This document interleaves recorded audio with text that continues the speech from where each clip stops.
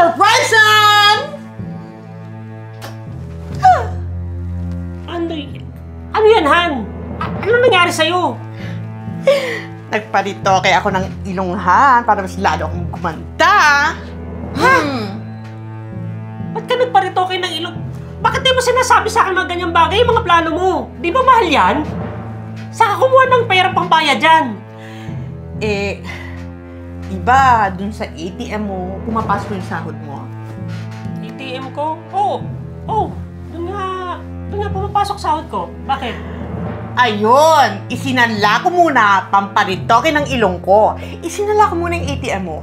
Ha?!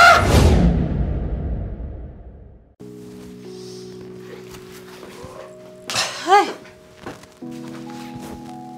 Sobrang dami ng workload today. Kakapagod. Tapos traffic pa. At eto pa, nako. Yung motor natin, naplatan pa ng gulong. Kaya kailangan palitan na ng bagong gulong yun.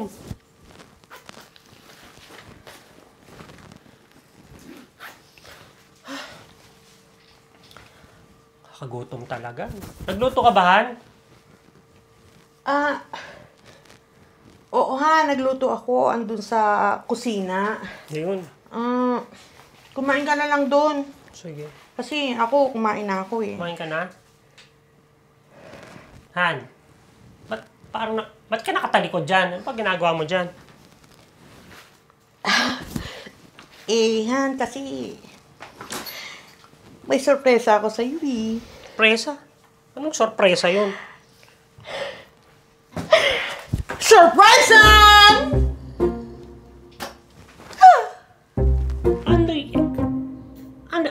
Ano nangyari sa'yo? Huwag mong hawakan. Baka masaktan ako. Masakit pa nga eh. Ano yan, Han? Ano nangyari sa'yo?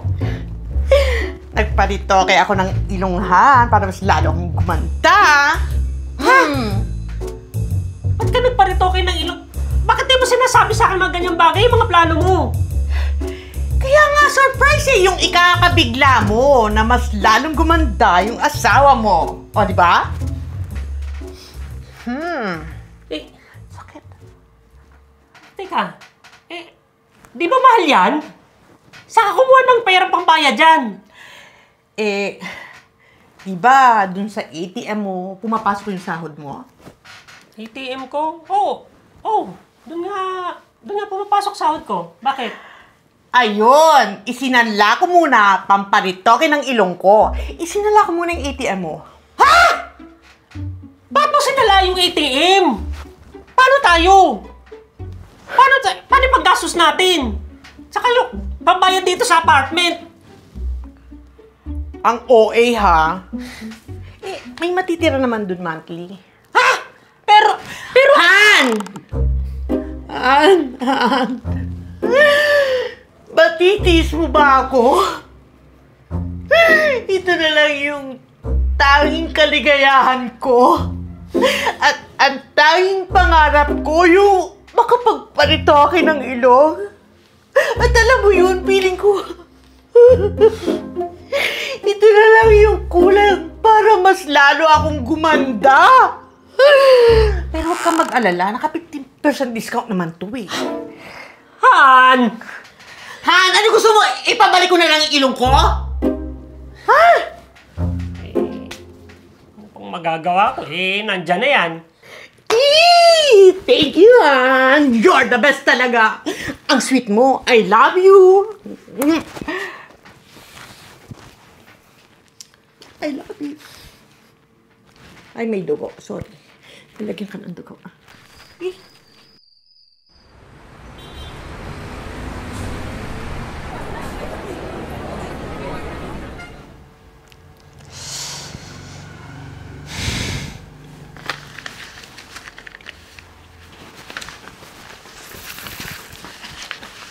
O pre, anong plano mo? Malapit na matapos yung contract mo. Grabe tong kumpanyang to, no? Pag nagtatanggal ng empleyado, walang konsiderasyon. Hirap pa naman magganap ng trabaho ngayon. Hindi ko nga alam paano ko sasabihin sa misis ko eh. kailangan ko agad makaharap ng trabaho. Dahil yung sahod ko dito, yun lang talaga inaasahan namin. Tapos, ang dami pang bayarin. Tapos, nakita ko yung post ng asawa mo. Nagparito ako no? Yaman niyo ah. Nabigla nga ako eh. Kung ako tatanungin, ayoko eh. Di nagpaalam. Yun, sorpresa na lang ako.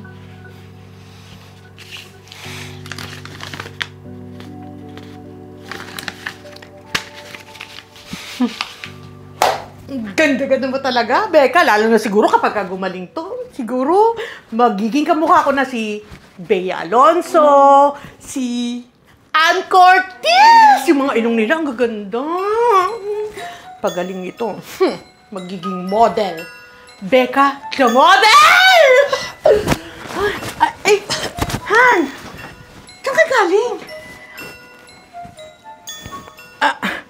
Han, malapit nang maghilito. Excited na nga akong makita ang final product nito eh. Siguro lalong ang ganda-ganda ko kapag gumaling na to. At saka 1 month na akong hirap na hirap dito sa gasa na to. Ikaw ba, excited ka na bang makita ang bagong ganda ng asawa mo? Oo. Dapat lang! Naku, Andoy, sigurado. May inggit sa iyo yung mga kaibigan mo kapag nakita ang bagong ganda ng asawa mo. Sobrang ganda. Diba? Napakaswerte mo talaga, Andoy! Bukod kang pinagpala sa lahat. Hindi na siya masyadong masakit. Pretty!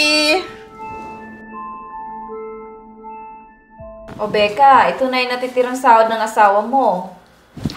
Ayun, Madam, thank you! Basta siguraduhin mo lang na monthly may pumapasok dito sa ATM ng asawa mo. Baka mamaya sa una o pangalawa lang. Tapos sa huli, wala na. Sa mga susunod. Naku, Madam. Madam. May trabaho naman ang asawa ko, no? Kaya sigurado ako na magkakalaman yan. Siguraduhin mo lang. Iba magalit yung financer ko. Kahit mapalya ka lang ng 1 buwan. Baka mamaya, ibalik niya yung ilong mo sa dati. Grabe, Madam. May pagbabanta. Sure ako, hindi ako papalis sa pagbabayad. Okay? Okay.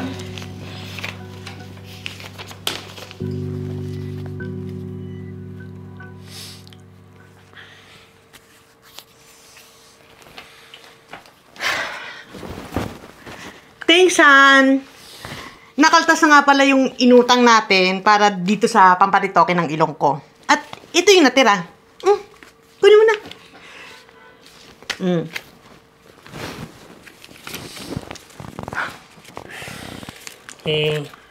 Han, may sasabihin sana ako sa'yo eh.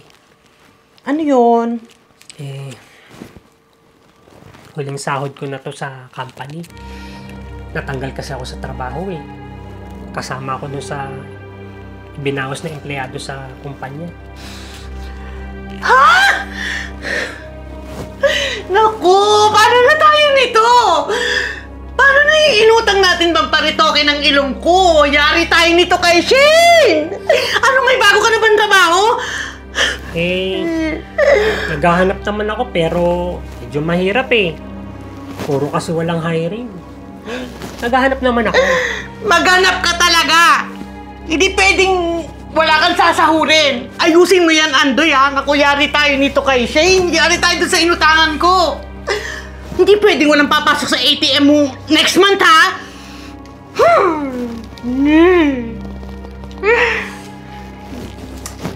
Hey!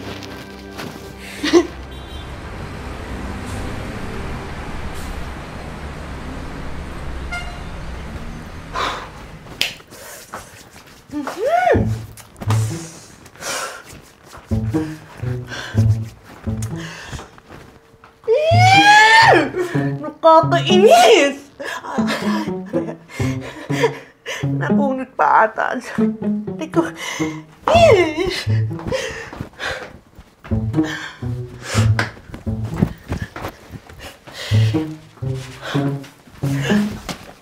Oh, ano, Antoy? Nakahanap ka na ba ng bagong trabaho? Ha? Eh, wala pa nga eh. Eh, ang hirap talaga ngayon. Yung iba, walang hiring. Tapos may age requirement pa. Pero baka bukas makahanap ako. Buwisit ka talaga, Andoy, ha? Gaganda nga ako dahil dun sa bagong retoking ilong ko, pero papangit naman ako dahil sa estes na binibigay mo! Eh bakit kasi nangutang ka ng agad ng pampagawa ng ilong mo eh? Alam mo namang saktuhan lang ang budget natin.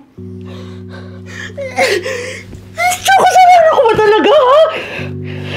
Eh, di naman sa ganun. Ay naku, Andoy! Ayusin mo yan, ha? Dahil kung di, iiwanan na talaga kita! Aray! Napunit mo ata.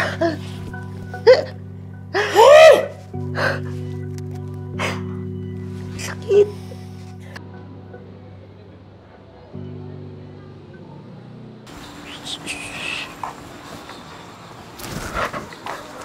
Hoy, Becca.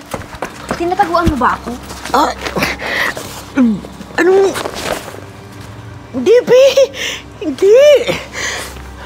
Eh, bakit wala pa rin sahod ng itim ng asawa mo?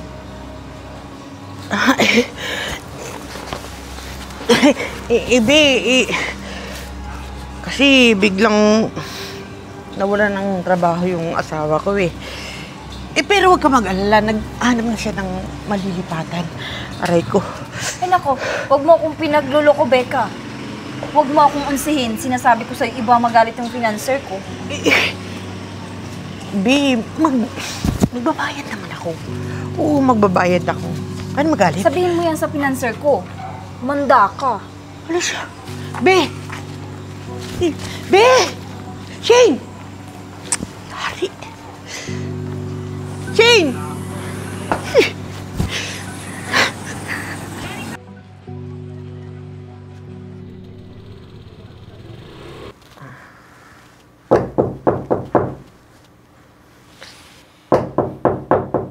Teka lang, wait! Wait! Sino ba to? Shane! Ito ba yung babaeng hindi nagbayad sa'yo? Yes, boss. Becca, si Boss Lucio. Siya yung sinasabi ko sa'yo na financer ko. Hi, boss. Balita ko, ayaw mo magbayad ng utang Kasi boss, Ayoko ko ng dahilan. Ang gusto ko, yung pera ko. Alam mo ba kung anong ginagawa ko sa mga hindi nagbabayad ng utang? Kasi sinasabi ko naman sa'yo, ibang maningil si boss. Kaya wag na wag kang papalya dyan sa bayad mo. Kasi... Nasaan? Nasaan yung pera ko? O gusto mo basagin ko yung ilong mo na pera ko yung ginamit para iparetoke. Nasaan yung pera ko? Ha? Sir, boss. Ibibigay ko po sa Makalawa. May parating po akong pera sa Makalawa. Pangako, babayaran ko po. Pag di ko nabayaran, basagin yung ilong ng asawa ko. Gago ka? Ano? Tama na, para kumemento. Sige. Sa Makalawa.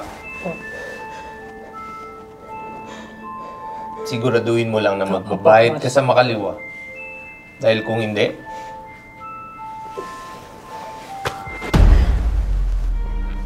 dalawa kayong yayariin ko. Ha? Pasalamat ka, Bi. Mabait yung boss ko.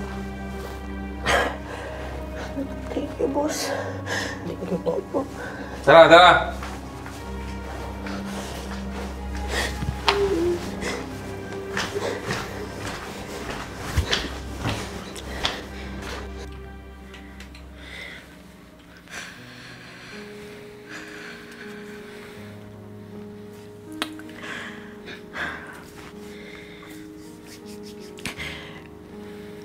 Han. Saan ka kukuha ng pera pambayad kay Shane sa Makalawa? Diba wala ka pa namang trabaho?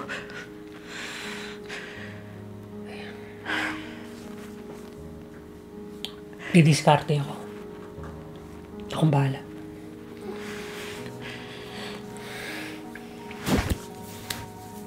Salamat ha. At sorry dahil sa kababawan ko mapapahamak pa tayo.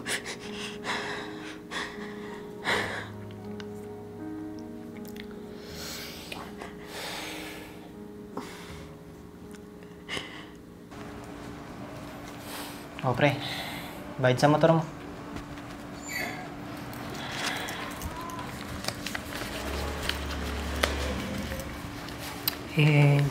Pre, hindi na ba talaga kayang madagdagan to?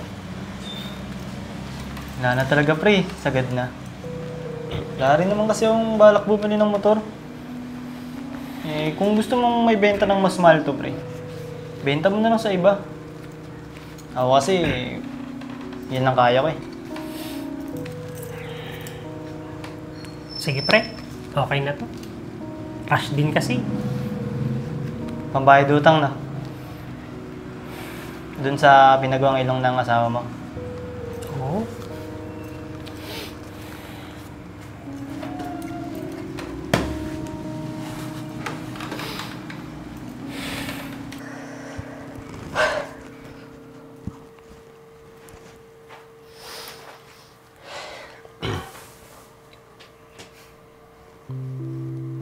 Oh, kunin mo.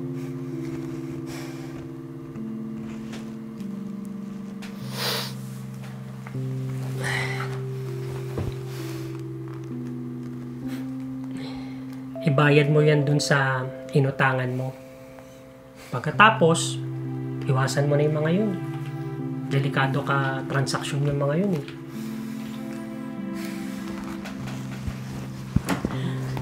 Salamat, Han. Kasi hindi mo pa rin ako pinabayaan. Kahit nakasalanan ko naman talaga kung bakit nangyari sa atin to. Nagawan mo pa rin ng paraan na maayos to.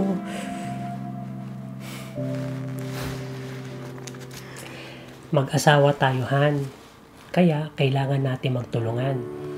Kung ano man yung pagkakamali mo, pwede naman nating maitama yun, di ba? Oo, Han. At sa susunod, pag-iisipan ko munang mabuti yung lahat ng gagawin ko kung tama ba. At lahat ng magiging desisyon ko, sasabihin ko muna sa'yo. Dahil sa huli, tayo din namang dalawang magtutulungan eh. Tamahan. Kaya yung pagpapagawa mo ng ilong, kalimutan mo na yun. Pero, kung ano man yung pinagawa mong yan, deserve mo naman yan. Yun lang, wrong timing nga lang. Pero, kung ano man yung makakapagpasaya sa'yo, okay lang sa akin yan. I love you, Han. I love you too, Han.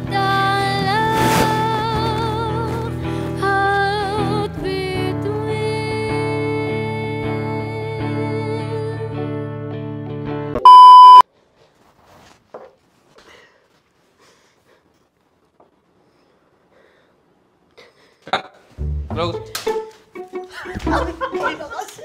Binigyan na kita ng daan para lang. Ibinagsak yung ilong pagkatapos.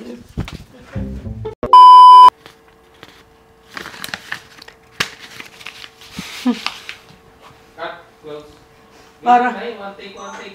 Parang tambay lang sa sa opisina sila pagpasok, pre.